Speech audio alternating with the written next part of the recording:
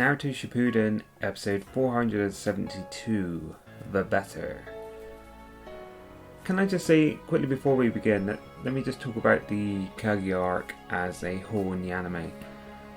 This is a lot better than what it was in the manga.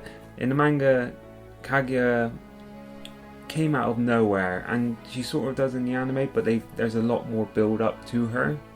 In the manga, literally, there is no backstory to Kaguya. You essentially get what Black Zetsu says, and you just go along with it. And then after 10 chapters, she's defeated, and then we go on to the ending of the series.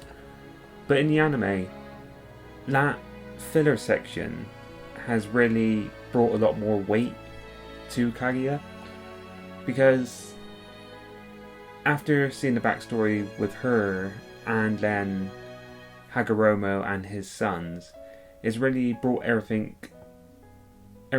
full circle, and you kind of really know where the series began and now where it ends. And I think that some of the anime is done very well, and they've literally saved all the best bits of the Kaguya arc for all the great animation artists. So literally every episode that is a fight chapter has been spot on. And you also have this breathing space with the filler episodes. Even though they went on a bit too long, you still have that emotional weight behind Kaguya as a character. With Obito, we're still getting a lot more of his same old flashbacks with Rin, but they're a lot more relevant in this arc. And him as a character, you see how he's transformed into this character you sort of care about. I know Obito is not the most well-received character, but he has a lot more weight, again, a lot more emotional weight. So when this episode comes around, you have more of an attachment to that character because of all the build-up that is gone towards Obito with the flashbacks, because they're a lot more relevant this time around. So going into this episode, this is essentially Obito's swan song. This is Obito's death, and the animation is absolutely amazing. It's not movie quality, but it's as close as you can get for a weekly series, and I thought that was very, very well done. And literally, it's so emotional.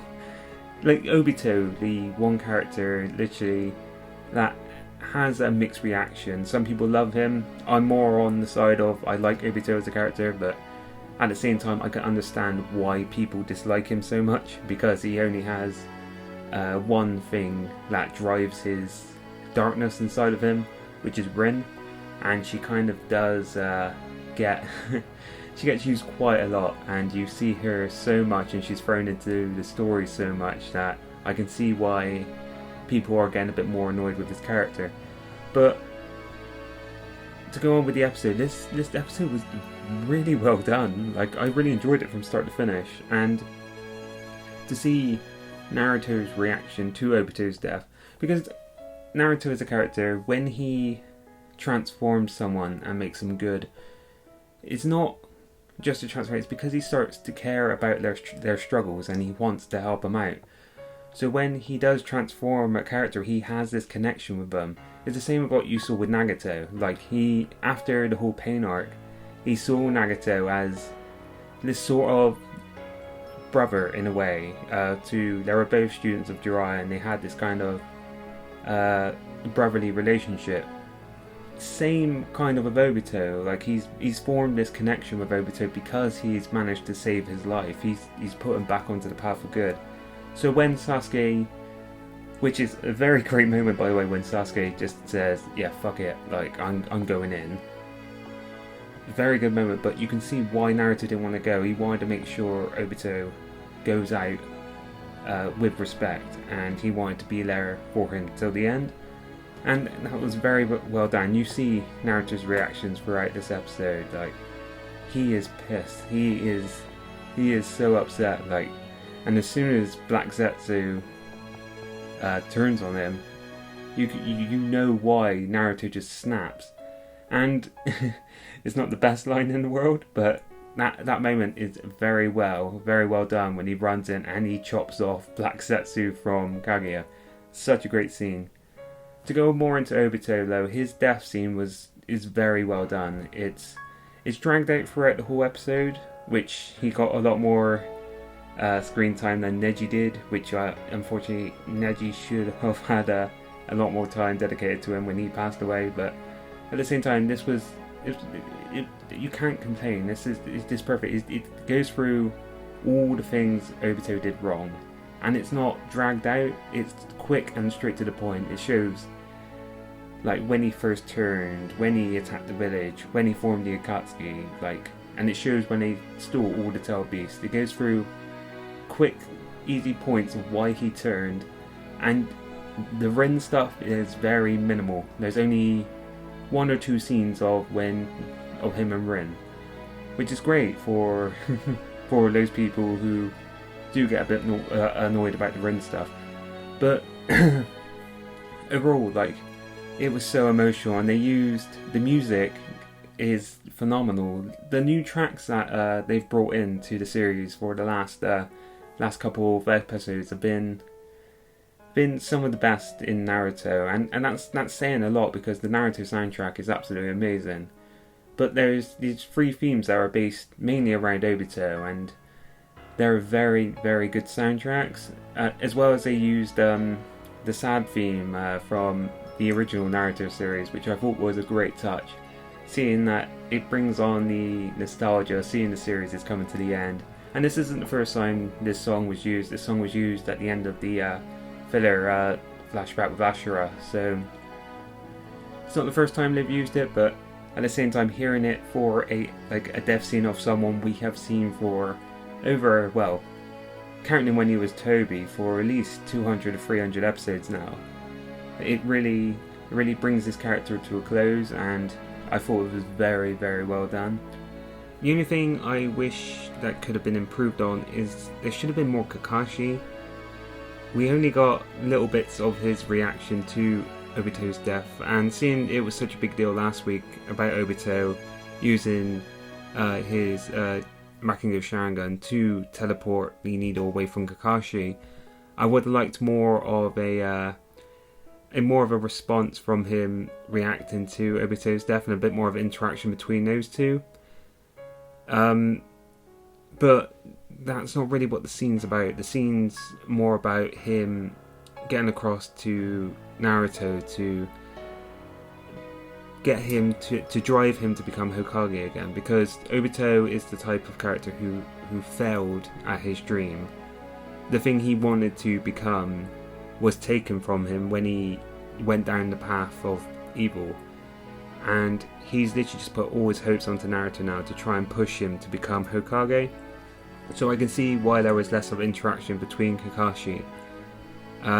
Hopefully we get a bit more of that over the next coming episodes, but that's something that could have been more on the front lines, seeing Kakashi was so affected when he found out who the masked man was, and that's really what my only flaw with this episode. I just wanted a bit more of Kakashi's reaction, and we got some of his reactions, but seeing how close they were, it would have been nice to have a little bit more.